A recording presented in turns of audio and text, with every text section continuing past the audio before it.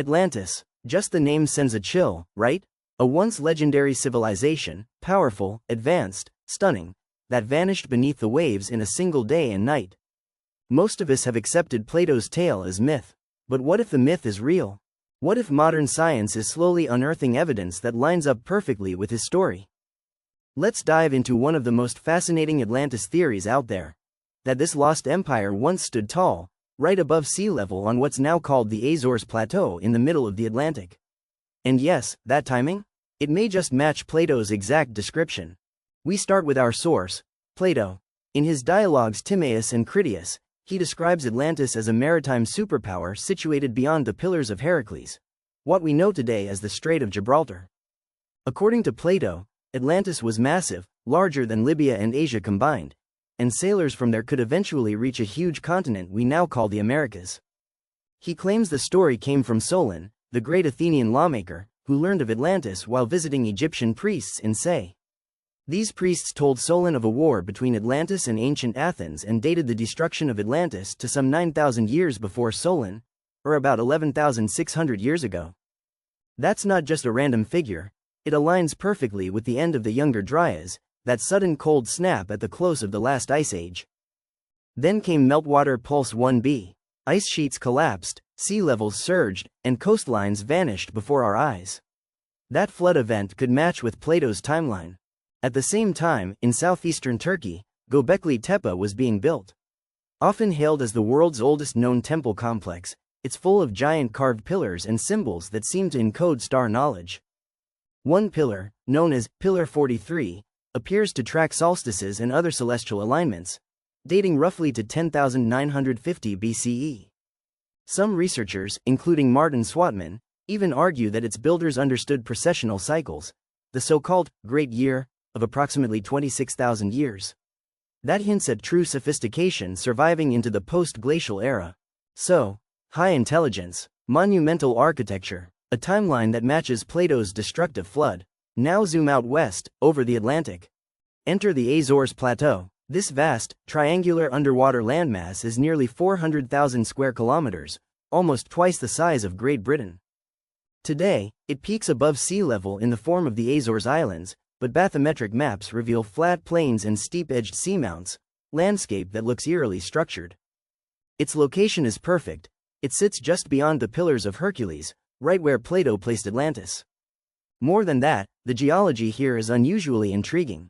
The plateau sits atop the Azores Triple Junction, the meeting point of the North American, Eurasian, and African tectonic plates.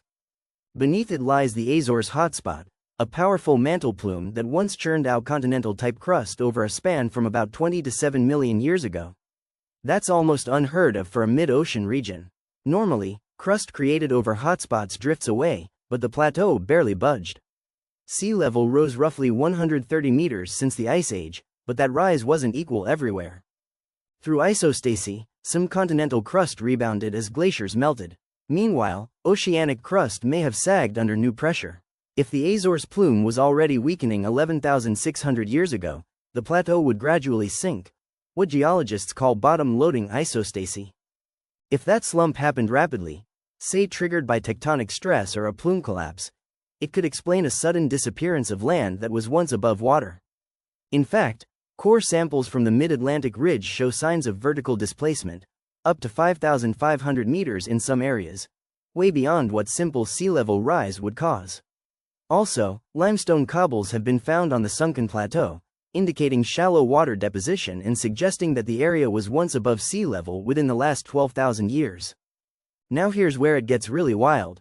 Using Plato's measurements, the outer ring of Atlantis should measure just under 5 kilometers across when converted from his stadion unit, 185 to 192 meters. The site in question on the Azores Plateau measures about 4.996 kilometers across, and the second ring matches almost exactly. Some 3D bathymetric models even reveal an inner ring, though sediment makes it faint. Off to the southwest lies a deep depression over 700 meters deeper than the central area, possibly the inland sea Plato mentioned. After 10,000 years of mud, landslides, and seismic shifts, it's no surprise everything's buried, and Plato even wrote that Atlantis became swallowed by mud and impassable. Even volcanic activity on Pico Island in the Azores hints at subsidence. There's a tilted pyramid structure among dozens of similar features across the archipelago. While much younger and likely unrelated, the tilt suggests ongoing land shifts across the region over centuries. So what do we have? A civilization described in ancient lore, a geological hotspot region with unique subsurface structure, a time matched to one of Earth's greatest sudden floods, a submerged site with rings and dimensions matching those attributed to Atlantis. None of this is decisive proof, but maybe it's a fragment of real memory, hidden underwater and waiting to be uncovered. So let's pick up right where we left off: ring structures, bathymetric maps, and a giant landmass that may have once stood proudly above the Atlantic waves.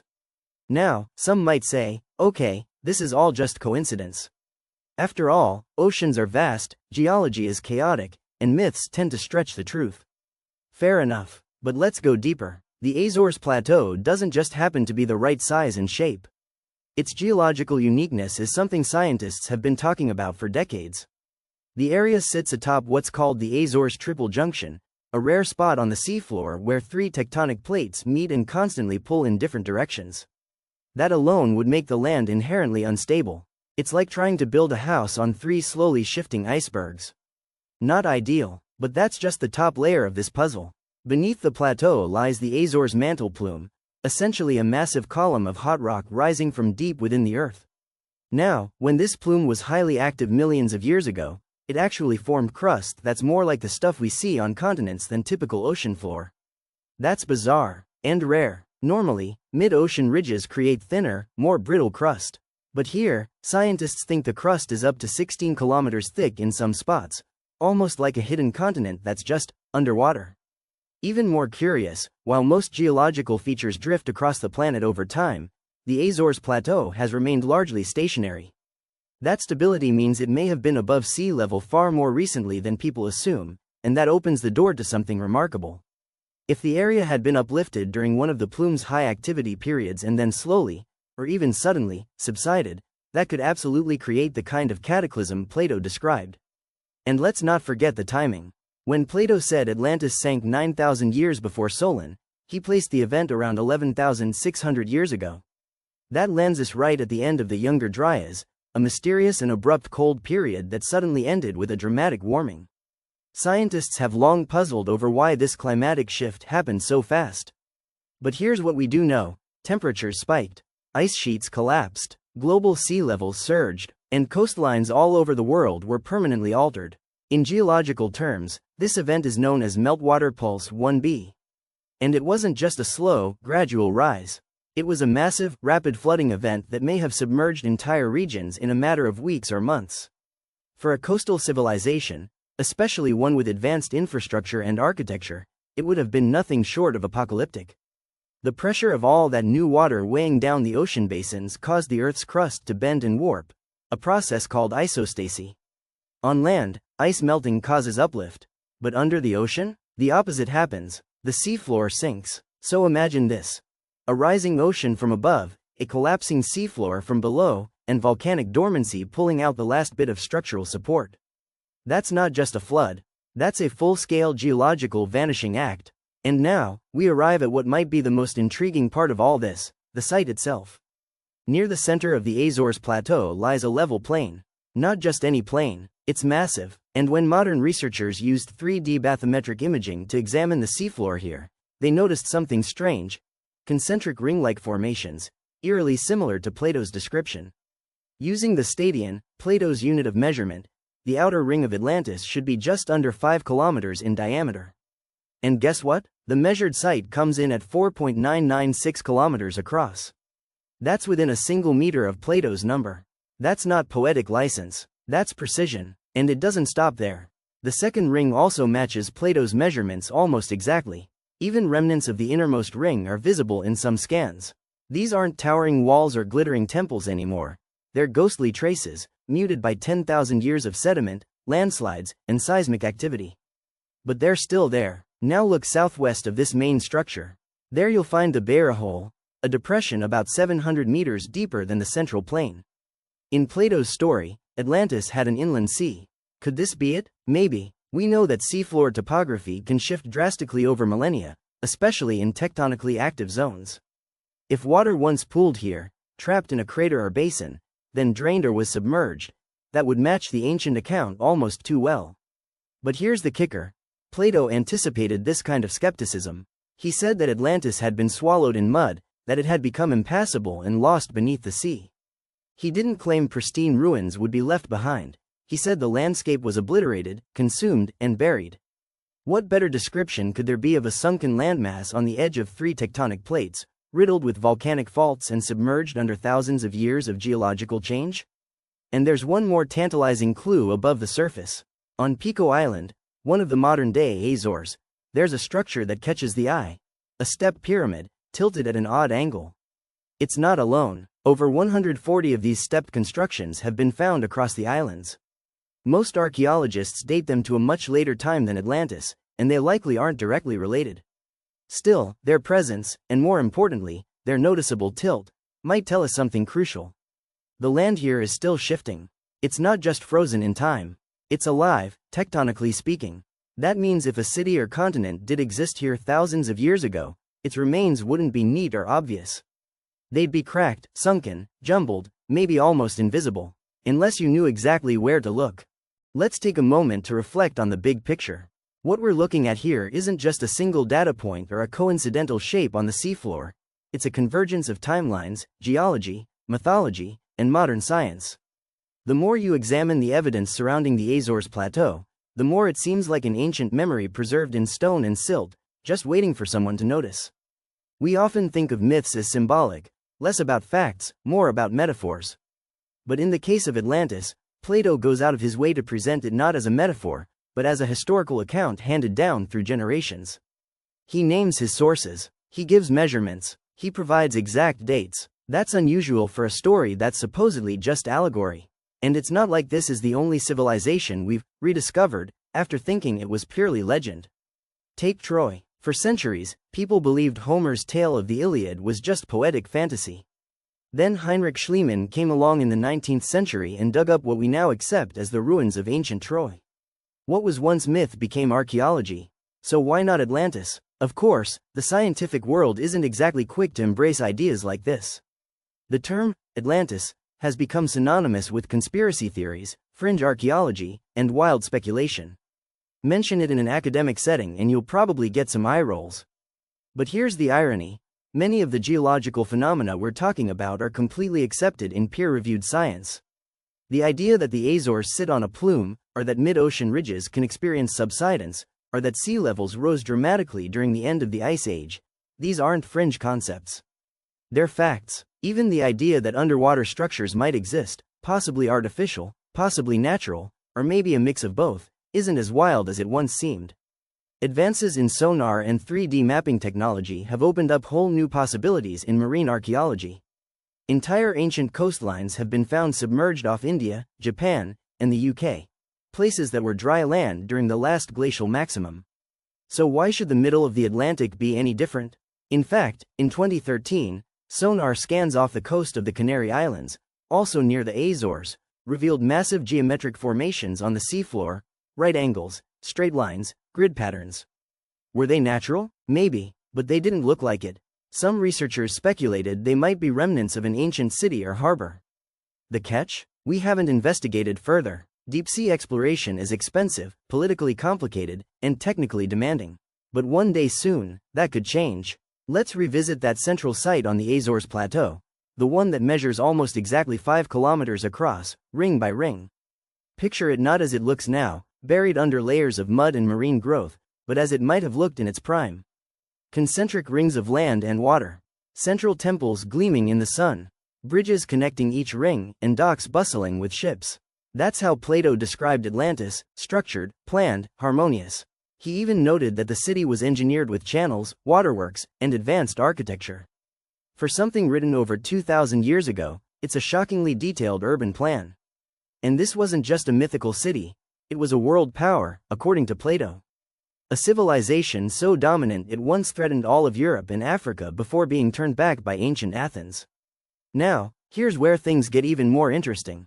If Atlantis did exist, if even some version of it was real, then the implications are enormous. It would mean that before the rise of Mesopotamia, before ancient Egypt or the Indus Valley, there was an even older culture that achieved high levels of organization, technology, and possibly astronomy. That would rewrite the timeline of human civilization as we know it. And guess what? There's already pressure to do just that. Sites like Göbekli Tepe in Turkey, built around 11,000 years ago, challenge the standard historical narrative. Before Göbekli Tepe, mainstream archaeology believed that civilization began only after agriculture was widely adopted.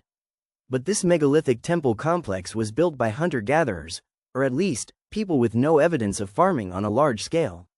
It was a sacred site that required enormous planning, coordination, and likely some form of leadership. In other words, civilization without cities. So what if Göbekli Tepe was a remnant, an echo, of something older? A memory carried by survivors? Here's a theory. At the end of the Ice Age, a global cataclysm, possibly linked to a comet impact or massive meltwater flooding, wiped out coastal civilizations. The survivors scattered inland, carrying stories of lost homelands, sunken cities, and golden ages now gone. Over millennia, those memories morphed into myths, which eventually became Plato's Atlantis. Too much of a stretch? Maybe, but isn't that how archaeology often works? We uncover a few strange anomalies, then we start to ask better questions. And sometimes, those questions lead to breakthroughs. After all, history isn't set in stone. It's written by what we choose to explore, by the places we dare to look, and by how willing we are to challenge what we think we know. So maybe Atlantis is real. Maybe it's buried beneath the waves, waiting. Or maybe it's not a single place at all, but a pattern, an archetype of lost knowledge that rises again and again in our collective memory. Either way, this story isn't over. Not by a long shot. So let's keep going. Because even if you're skeptical, and honestly, you should be, that's healthy, the story doesn't stop here. The Azores Plateau might be the most compelling candidate for the site of Atlantis, but it's far from the only theory out there. Over the past century, researchers, adventurers, and even military sonar scans have revealed underwater anomalies in dozens of locations around the world, each with their own version of the lost world myth. From the Caribbean to Antarctica, from the Mediterranean to Southeast Asia, the Atlantis idea seems to echo in cultures across time and space. Why is that? Well, for starters, rising sea levels at the end of the last ice age didn't just affect the Atlantic. Globally, around 11,000 to 8,000 years ago, coastlines were submerged. Land bridges disappeared. Entire low-lying regions, like Doggerland in the North Sea, were swallowed up. So it's very likely that early civilizations, perhaps still in their infancy, were wiped out or displaced. Their stories would have lived on through oral tradition, and as those stories spread, the details may have shifted, but the core message remained. Once, there was a great land, now lost beneath the sea. That kind of cultural memory isn't unique. Indigenous peoples in Australia, for example, have oral histories of coastlines that existed thousands of years ago, and modern science has confirmed those landscapes did once exist.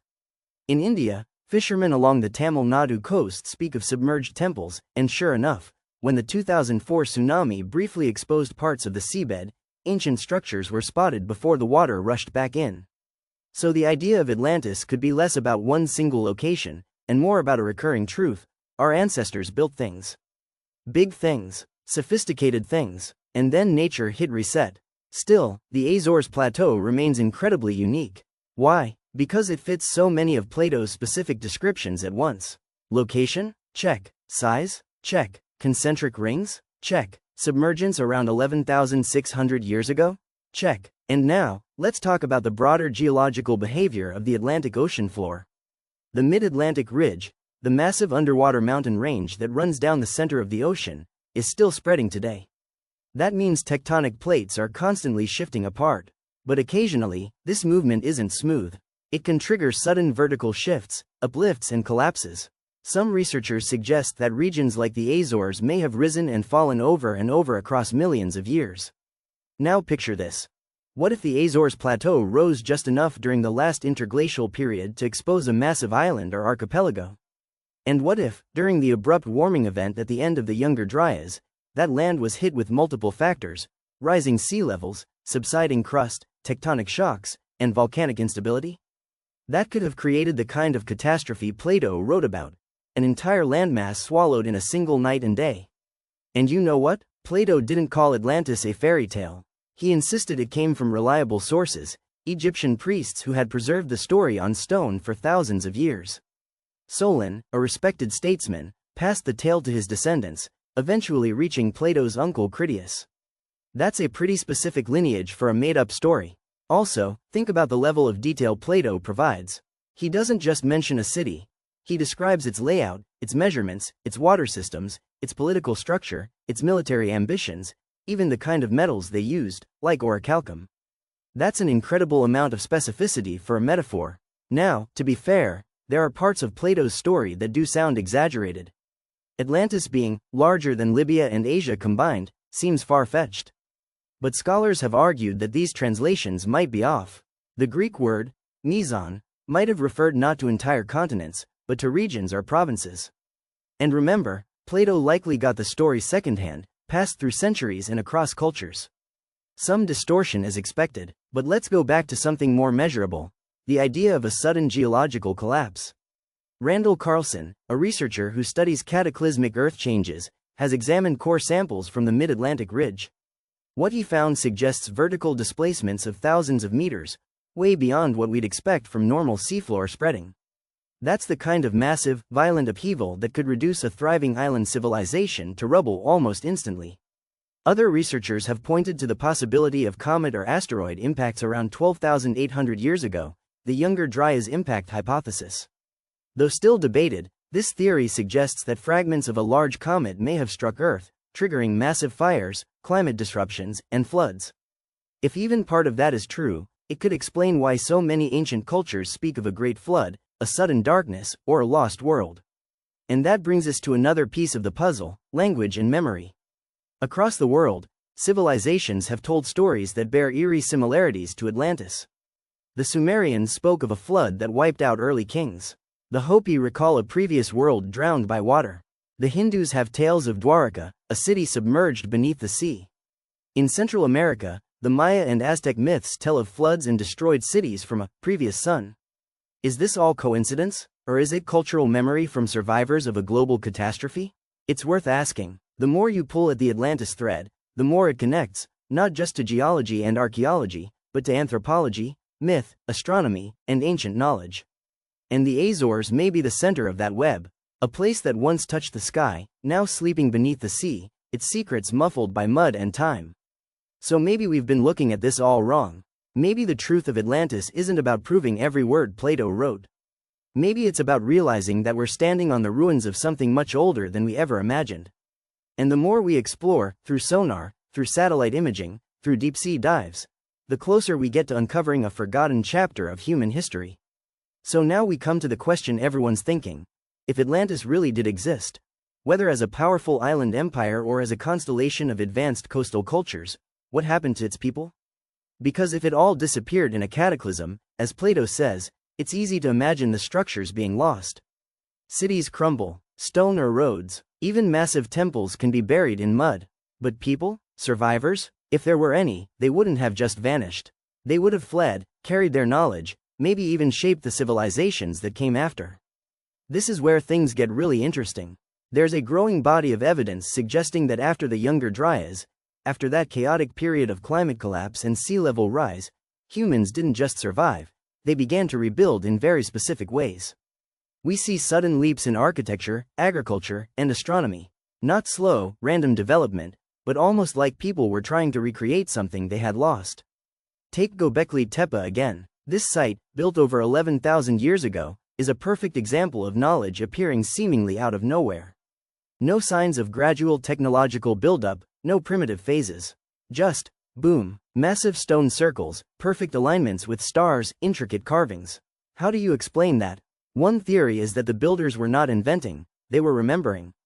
In other words, they weren't the first civilization. They were the first to rebuild after the flood. This civilization reboot idea isn't just limited to Turkey. In Egypt, the early dynastic period appears to spring up almost overnight, with pyramids and engineering that we still can't fully explain. In Mesoamerica, cultures like the Olmec seem to appear with advanced calendars, astronomical systems, and precise city grids. And in South America, sites like Puma Punku and Tiwanaku show craftsmanship that some argue couldn't have been achieved with the simple tools typically attributed to ancient Andean people. Now, that's not to say all these cultures are directly linked to Atlantis, but maybe they're all echoes of a forgotten past. A global seeding of knowledge from survivors who once lived near the sea, and who were forced to retreat inland, carrying stories, symbols, and perhaps even blueprints in their memory. We also see a strange consistency in ancient myths. Flood stories, for example, are almost universal. More than 200 cultures have legends of a great flood. Think about that. From Mesopotamia's Epic of Gilgamesh, to the Bible's story of Noah, to the Aztec, Hindu, and Aboriginal tales, water as a force of destruction comes up again and again. That's not just a metaphor. That sounds like memory. And here's where Plato's story stands out once more. Unlike vague flood myths, the Atlantis story gives details. Specific ones. A date, a location, a design, a downfall. It doesn't read like allegory, it reads like a report. And the location he gives, beyond the Pillars of Heracles, would have been a real frontier in the ancient Greek world. Not a mystical dreamland, but a known navigable region. A place sailors traveled, a place you could go. So if there were survivors, could they have made their way back east, toward Europe, Africa, or the Near East? Could their influence be hiding in plain sight? That's what some researchers believe. Symbols found at Göbekli Tepe, for example, bear uncanny resemblance to later religious iconography, including zodiac patterns, animal totems, and even concepts of duality and balance. Some theorists have pointed out how ancient Egyptian creation myths echo the Atlantis story, a land of gods across the sea, a flood that separates the divine from the mortal world. And if you look at ancient linguistic connections, shared root words, architectural styles, and sacred geometry, you start to wonder, did all this emerge independently? Or is there a common thread? Now, let's be clear. This isn't about ancient aliens or wild conspiracy. This is about rethinking our past based on new evidence. The idea that human history has deep, hidden layers is becoming harder and harder to dismiss. The old academic model, the one that says civilization started 5,000 years ago in Sumer and moved forward in a straight line, is cracking. Sites like Göbekli Tepe, discoveries in the Amazon of ancient geometric earthworks, and satellite mapping of submerged cities are forcing scholars to reconsider. We might not have just lost one Atlantis, we may have lost many. And the Azores, sitting like a broken crown above a sunken plateau, might have once been the center of it all. Let's think about the last time humanity experienced a massive global disaster. The Black Death, World War II, even the COVID-19 pandemic. What happened afterward? Rapid change, innovation, reorganization. We adapt fast when we need to. So imagine what would happen if an entire coastal civilization were destroyed, and only pockets of people survived inland. What would they do? They'd rebuild, they'd pass down what they knew. Some of it would be lost, sure, but not all. They'd remember the stars, they'd remember how to move water, how to shape stone, how to build something that lasts. That's why these ancient sites often feel so out of place. It's not because they're impossible, it's because they were built by people trying to resurrect something older than we realize. So the next time you see an underwater ridge, a tilted pyramid, or a flood myth told by an indigenous elder, remember, we're walking through the ruins of a history we barely understand. And somewhere, beneath the waves of the Atlantic, a city may still be sleeping. Let's shift the lens now, away from lost temples and ancient myths, and take a hard look at technology. Not the kind with smartphones and satellites, but ancient knowledge. Because if Atlantis really was an advanced civilization, then what does advanced actually mean in this context? We often think of technology as a modern phenomenon, but there's another way to look at it. Technology is just applied knowledge. And in the ancient world, some of the most advanced technologies were invisible, like precise astronomical tracking, geodetic measurements, or hydraulic engineering. And guess what? These things show up in places they shouldn't. Let's go back to Plato's Atlantis, just for a moment. He describes it as being powered by hot and cold springs, featuring vast canal systems, artificial harbors, and a planned city arranged in concentric rings. There were causeways, bridges, and even irrigation channels laid out with precision. This wasn't just a fishing village. It was a city with infrastructure, designed with foresight. Now let's look at the Azores region again. Today, what we see are scattered islands peaking above the Atlantic. But bathymetric surveys have revealed long, flat plains and geometric ridges beneath the surface, structures that don't appear natural. These aren't jagged volcanic formations or random slopes. They look like terraces, platforms, or maybe even the foundations of something large. Whether those shapes are artificial or geological is still debated, But here's the thing. Natural doesn't always mean random. Especially in tectonically active zones like this one, the Earth can produce startling symmetry. But sometimes, symmetry hints at design. Let's not forget that deep-sea exploration is still in its infancy. We've mapped Mars more thoroughly than our own oceans. Over 80% of the ocean floor remains unexplored. So when skeptics dismiss Atlantis based on lack of evidence, the honest response is, we haven't looked hard enough. Some of the most important discoveries in archaeology have happened by accident. The Dead Sea Scrolls were found by a shepherd. Troy was discovered because someone decided to believe a myth. Even Göbekli Tepe was nearly overlooked because it looked like an ordinary hill, until someone dug just a bit deeper. So what if we're only a few scans away from seeing something extraordinary off the Azores? What if, buried under thousands of years of sediment, lie walls, roads, or stone circles that we've mistaken for geological formations? And what would that mean?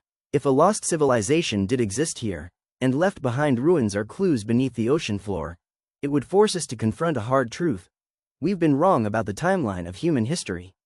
Not by centuries, by millennia. We've long believed that the rise of civilization was slow, that humans lived as nomadic hunter-gatherers until around 10,000 years ago, when farming supposedly sparked the birth of cities. But what if that wasn't the beginning at all? What if it was a rebuilding? This idea isn't just speculative. It's supported by anomalies, things that don't fit into the established story.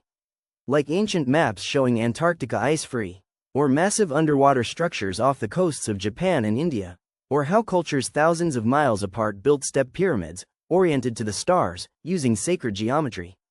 Coincidence? Maybe, but too many coincidences start to look like a pattern. Let's consider the Azores again. Some researchers have argued that the islands are the eroded peaks of a once much larger landmass. Satellite imaging reveals unusual land features that seem to align with cardinal directions. Others point to artifacts discovered on nearby islands, tools, stone walls, even signs of ancient quarrying, that don't fit with known settlement timelines. And then there are the pyramids. On Pico Island, there's a stepped pyramid, sometimes called the Monte da Gia Pyramid, that angles sharply from the surrounding landscape. Over 140 similar structures have been identified throughout the Azores. Now, most of these are believed to be more recent, possibly built by early settlers or during the medieval period.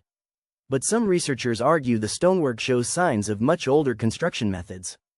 Tilted, weathered, and out of alignment, they suggest these pyramids may have been moved, or shifted, by tectonic activity. If that's true, the land beneath them might have sunk or twisted long after the original structures were built.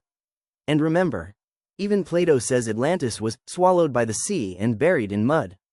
It was not destroyed like Pompeii, frozen in time. It was erased, but not completely. There are still traces, clues in the form of measurements, dates, and myths. Take Plato's use of the stadion, a unit of measurement. When applied to the Azores site, the distances match exactly what he described. That's not fuzzy interpretation, that's mathematics. In fact, when measured from satellite data, the outer ring structure near the Azores comes in at 4.996 kilometers, just under 5 kilometers. That aligns with a stadion of about 185 meters, consistent with what historians believe Plato meant. Even the central island, the supposed heart of Atlantis, shows faint signs in 3D scans of elevation.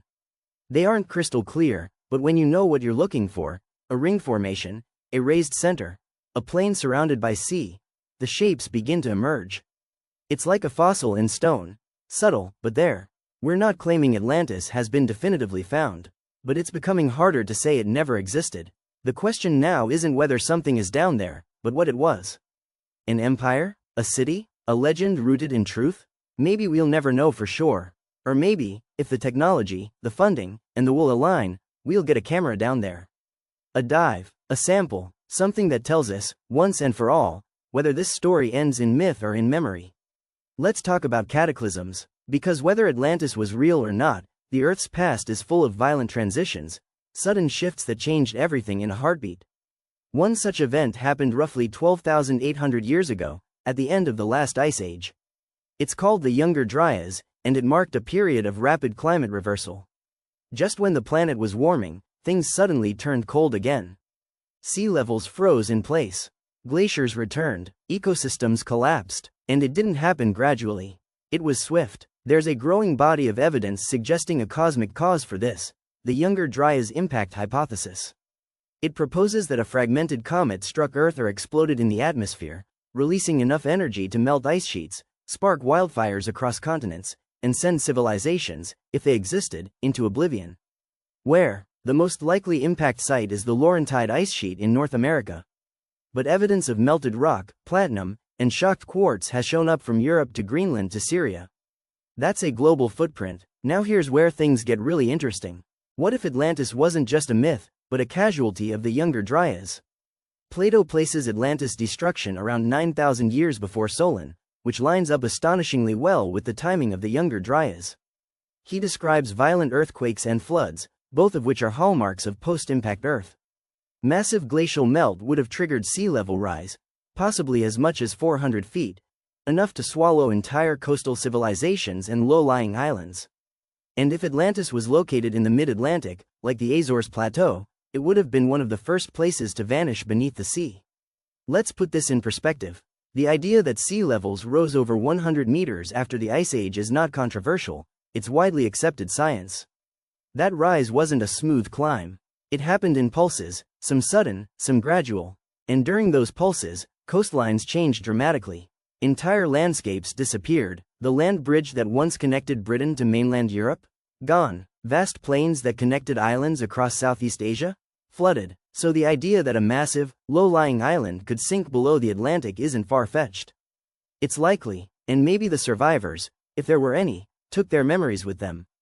Maybe those memories became myths, passed down through generations until they reached the Egyptians, and then Plato. But myths have a way of distorting over time. What begins as memory ends as metaphor. So, is Atlantis the literal name of a city? Or is it the echo of something more profound? A lost age, a forgotten chapter in human history? Let's step back from Plato for a moment and look at the global patterns. Across the world, we find stories of a great flood, of golden ages cut short by catastrophe.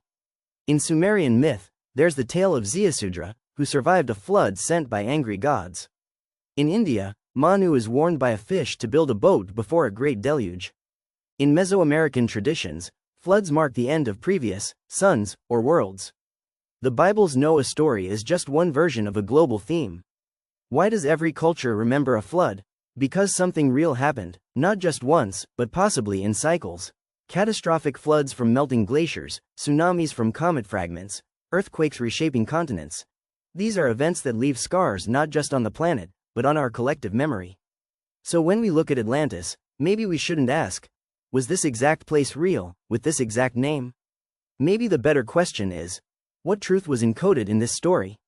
And more importantly, what have we forgotten? Because if a great civilization once rose, mastered the seas, mapped the stars, and then fell, swept away by fire and water, what does that mean for us? We, too, live on coastlines.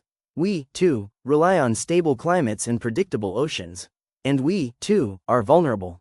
Atlantis might not be a warning from the past. It might be a mirror. Let's bring everything together. Whether Atlantis was a literal city, a symbolic tale, or something in between, one thing is clear.